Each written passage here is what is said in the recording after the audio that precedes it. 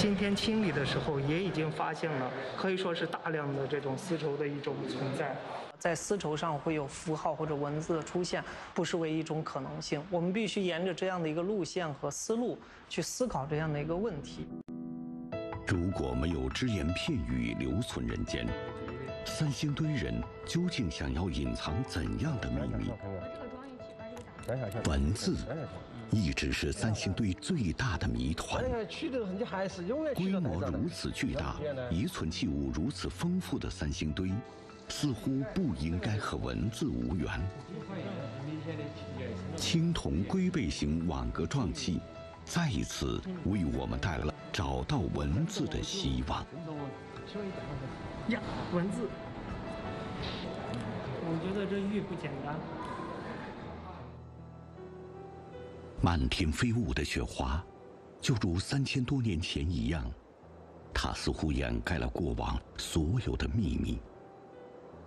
欲言又止的三星堆人，迎着风霜雨雪，走过4季轮回。时间在他们的脚边卷起尘烟。他们是时间的创造者，他们已超越了一切时间。也许岁月早已使古老的文明化为一颗颗沧海遗珠，但是我们相信，历史的洪流将再一次激起文明的浪花。山河未改，长歌未断。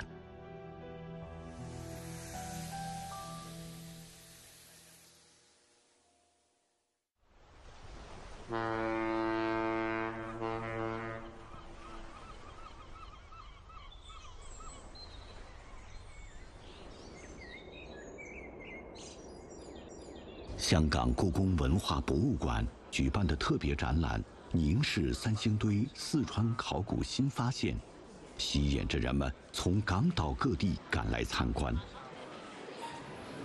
此次三星堆在香港的展览共展出120件珍贵文物，其中23件为国家1级文物，部分文物为首度于四川省外展出。凝视的这个理论，它画面里或者器物的这个目光也反向注视我们，我们也希望拉近观众跟文物的距离，能够进一步唤起大家去走进他们的冲动。重返三星堆，重返一个充满未知的世界。每一个人都有自己想要解开的谜题。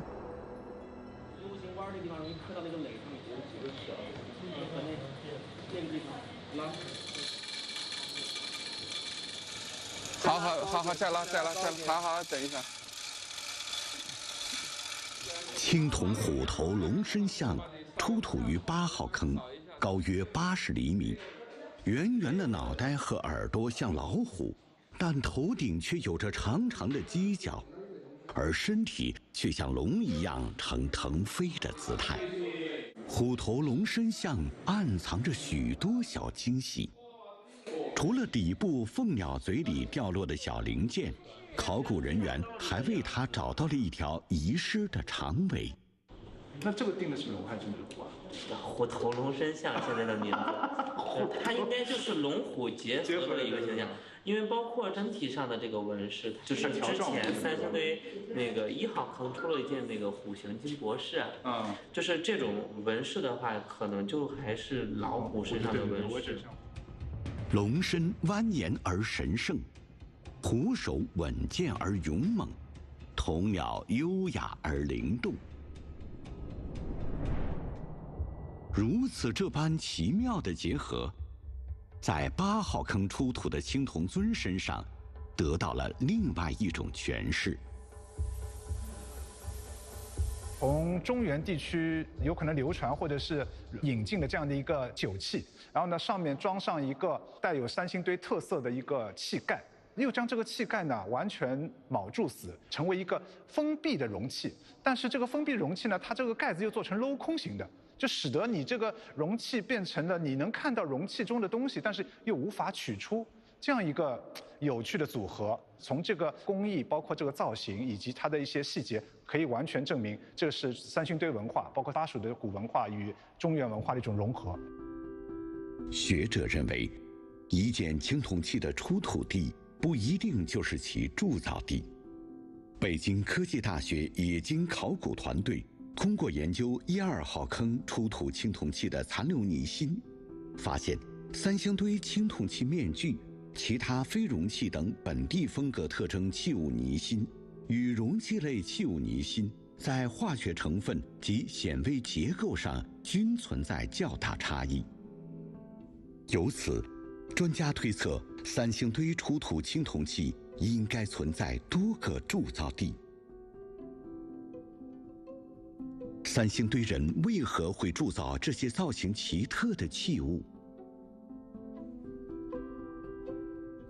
如果它们是安放在建筑内的祭祀物品，那么这些建筑真的存在吗？又在哪里呢？它们又会不会是三星堆人祭祀用的神庙呢？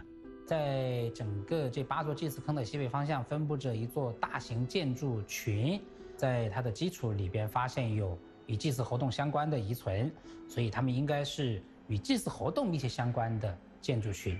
那这种建筑群也很有可能就是当时举行祭祀活动的宗庙、神庙这一类建筑。哦，你看有自动带吗？看你背部有啥没有？这个是海贝啥？海贝铸纤维的铸纤维。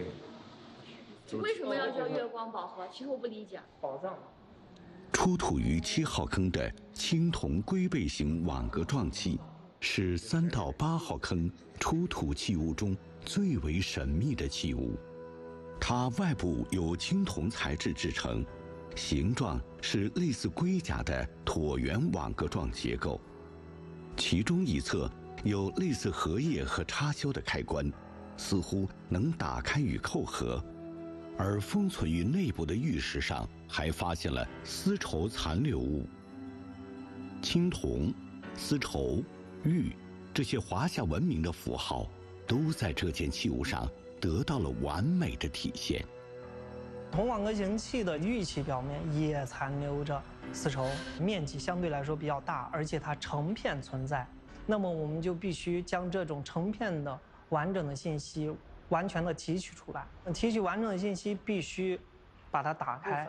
那么网格器是将玉器夹杂在中间，它产生了一个机械锁扣的一个形式。也就是它的4角上有4个龙头，只有2个龙头是相扣在一起的。这样相扣的龙头对我们的清理就产生很大一个障碍吧，可以说。我们尽量把手往里拨点。好了吗？为了弄清楚龙头内部的情况，文保人员对青铜龟背形网格状器进行了 X 光探伤检测。我们看这个就很明显，对啊，这个是底部，对，这个是上面那一层，它2个叠加以后，它就有一条纹，但是说明这个龙头的整个套管它没有那么厚，它又有那么厚，它就会形成有这个棱角。还有一个就是它太薄了，看如果再把它降一下，证明套在里头的那个东西保存的还比较好。只有这一个跟旁边那个没有龙头那个东西，我们要敲下来。有几公分？8公分。我们对于探伤的结果与我们肉眼所观察的结果其实是非常吻合的。龙头的脖颈它是一个中空的一个形式，那么网格形器的2个触角它是机械的插入到龙头的内部。它是一个机械的存在的话，就不存在我们去破坏它，我们只是对于它内部锈熟物进行很好的一个清理之后，我觉得就可以打开。剩下已经有它了。哎呦，这一块铜真的是粘的牢，连一个反应都没有。那就糟了嘛，糟了噻。那就是当时就封死的，现在就断定是套了过后4个方向都重新套住过。他这设计的也太那个什么了。设计的时候就没让你打开。对啊。作为华夏民族的图腾和象征，龙再一次成为了大家的焦点。龟背形网格状器以4个龙头为角，可见这件器物对于三星堆人的重要程度。它究竟是为谁而造，又是因何而存呢？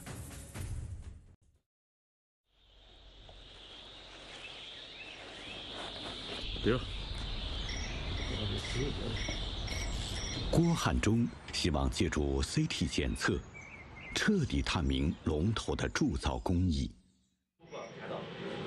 约不到啊？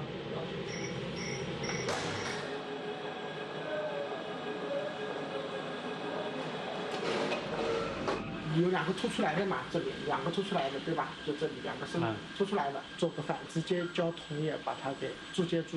如果从这个打开的角度，看这个是打不开的，所以说借助科技手段，专家终于确认龙头无法打开。这件器物在铸造时，三星堆工匠往龙头内部浇注了青铜溶液，将其铸死。这意味着他们并不想以后有人再打开它。工艺如此复杂，设计如此巧妙，三星堆人为何会费尽心思地将玉器永远封在里面？难道玉器上真的有考古人员朝思暮想的文字符号吗？与此同时，出土于8号坑的青铜凤鸟柱头，又给三星堆存在文字的可能带来了新的希望。它这明显有点凸起，画上去，绝对是画上去的这个样子。根据这个研究呢，我们基本上是可以确定，它的确是彩绘，而且是铜器铸造完之后绘上去的。应该是一种软毛的这种像毛笔一样的东西画的，因为有时候回笔啊，或者是那个有时候打弯的地方能看到。86年出土那个象牙珠上面还画的有眼睛，其实那个就用墨线画的非常的清晰了。技术还有它这种颜料，甚至书写的工具啊，应该都是有的。它是否具备书写的这种可能性，我们觉得是已经有这种情况存在。如果说我们能够确认，当时的文字书写的载体的话，可能离我们找到确认三星堆遗址的文字就不远了。三星堆人书写的载体会不会就是网格状器中的玉器和丝绸呢？就是这个，我们就发现就是这个有墨迹，不能说墨迹，这不叫墨迹。绿色膀胱这儿有一点红色，这个估计不是涂的吧，可能是自然形成。啊？自然形成只形成这一点吗？可能和这边和埋藏环境有关。那你说这颜色呢？这颜色是不是原来写的颜色？写这么久都还没干吗？那个怎么会干？这个有点像朱砂，是吧？是不是像朱砂？这上面是不是画的有东西？因为它这是在玉器表面，就是在玉器表面贴的那一面。那要不有可能画在玉器上，也有可能就是画在这个丝织品上。感觉还是有情况，我觉得。啥情况？文字的？不说文字，起码有符号。贴着玉器的土块和象牙上疑似存在墨迹，发现三星堆的文字符号仿佛近在咫尺。这一次，考古人员迫切地想要解开三星堆文字的秘密。是推不掉的，对，要推不掉呢，它就产生了误层，前后左右都没办法了。它铸死了，你弄开就只能弄断，就只能锯断了。这儿切一下，它就在底下切了，就掉了。它就在底下切，就上头可以解开了。这儿切一下，全部都起来了，哪成的？这样切过后，它就恢复，它所有的结构全部都保了。这就2刀也就不到4公分，绝对这2刀就可以全部问题解决完。保险的估计是得切，那切的话，你想这个方案一提出来呢？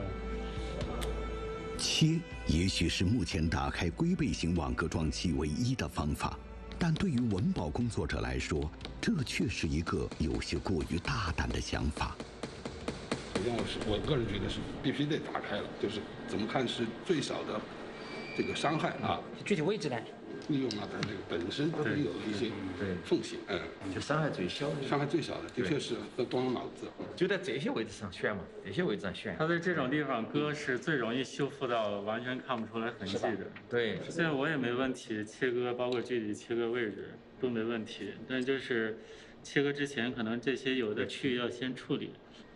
我的观点可能和刚才已经发表建议的那个专家的话，可能有一点不太一致。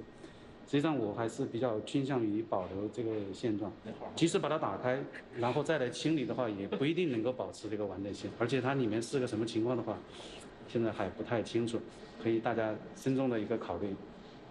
就是好好研究一下这些旧式的东西，能不能从另外一个方面把它除了以后，不是缝隙就能够裂开嘛？那个两个袋子啊，到底还有没有开裂的？把它全部搞清楚，心中有数，我们才敢下手啊，否则不敢下手。对于是否打开龟背型网格状器，专家们的意见并不统一。经过多次讨论，为了留存最完整的信息，最终专家一致决定不打开它。也许现在还未到揭晓答案的时候，相信在不久的将来，考古学者一定会找到更加完美的解决方法。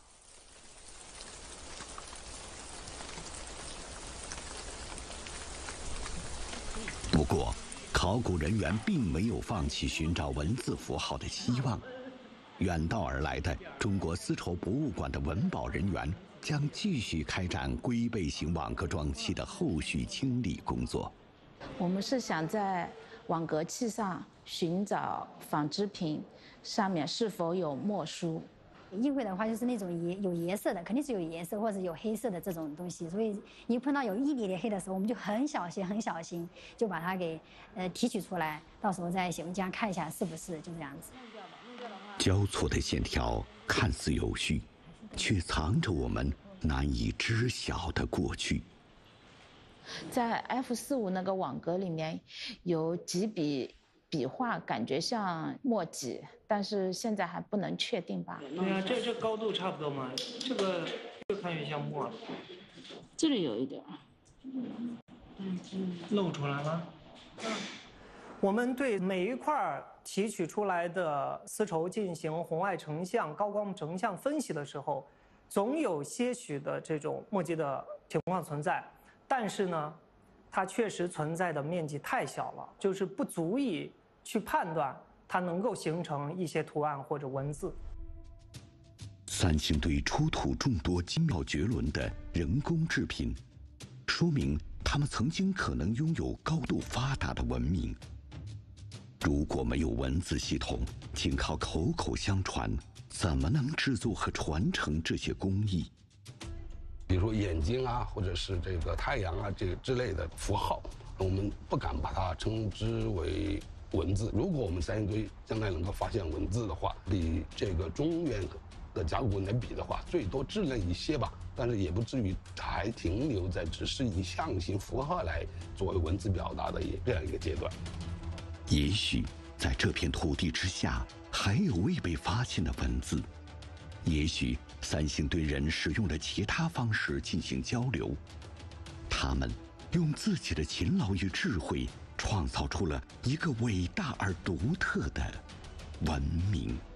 首先是我们觉得它非常惊奇，然后非常的期待，然后又一步一步的我们真的经历了很漫长的时间。虽然我们没有找到，但是这个过程是非常的难得的。 What is exciting about Sansing Dui is you don't understand it. You're at the very beginning of a long journey. It will take you many decades to understand Sansing Dui.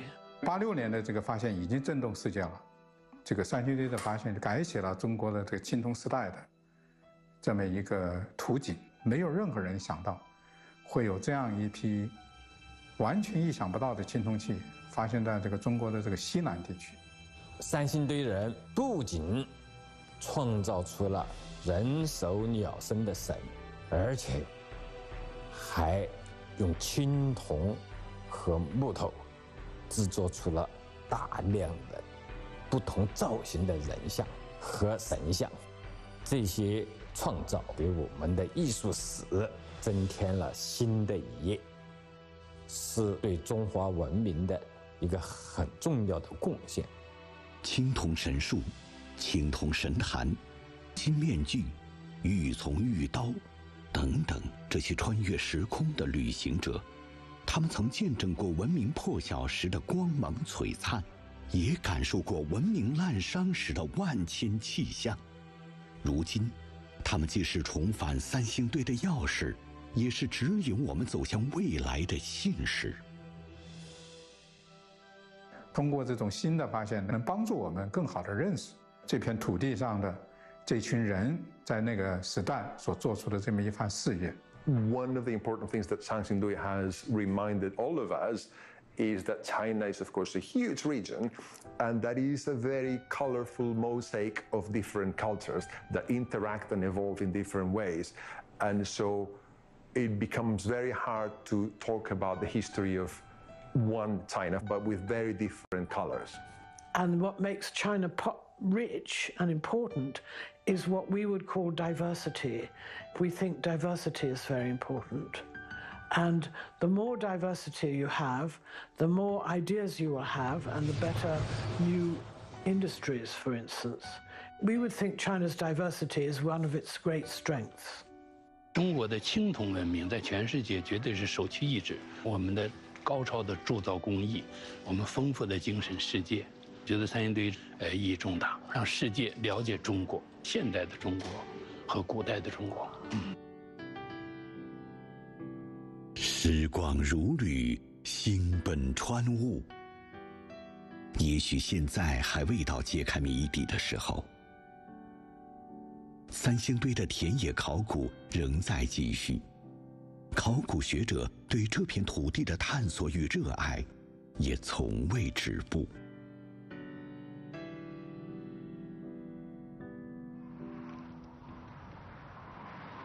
2024年龙年春节，三星堆博物馆下了一场久违的雪，雪花轻舞，覆盖大地。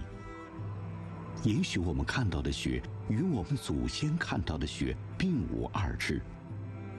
10000次的冲和警鸣，就有10000次的风吹雨落。无论过去还是未来，重返三星堆，长歌不断，步履不停。如果能重返三星堆，回到3000多年前，我最想看到的场景就是那场盛大的祭祀。很想直观的从他们当时的这个生产角度来看，他们是怎么理解这个事情？他们的这些铸造工艺和中原的有什么区别？真正的想看到的，就是它青铜作坊里头所呈现的那种景象，到底是否与我们当代人所看到的、所推测的、所分析研究、所获得的那种结果是否具有一致性？设计这些器物的这些人跟工匠是不是同样的人？他为什么要做这么高的这种青铜的祭坛？他表达的是什么样的观念？希望能够在3000年前的鸭子河畔坐一坐看一看那个时候的落日。我希望看到三星堆时期的王的葬礼，知道亡灵区在哪里。I wanted to know who was there and especially what they were thinking. 一个民族还是2个民族，或者是同一个民族不同的部落，他们具体的身份、地位、等级，我都希望得到了解。如果能重返三星堆，回到3000多年前，一切的美好的愿望就是想要看到辉煌灿烂的古蜀文明，以及当时的文字究竟在什么地方。重返三星堆，重返我们的精神家园。从三星堆看中国，历史长歌悠悠，激荡天地，华夏民族伟大的想象力与创造力传承有序，生生不息。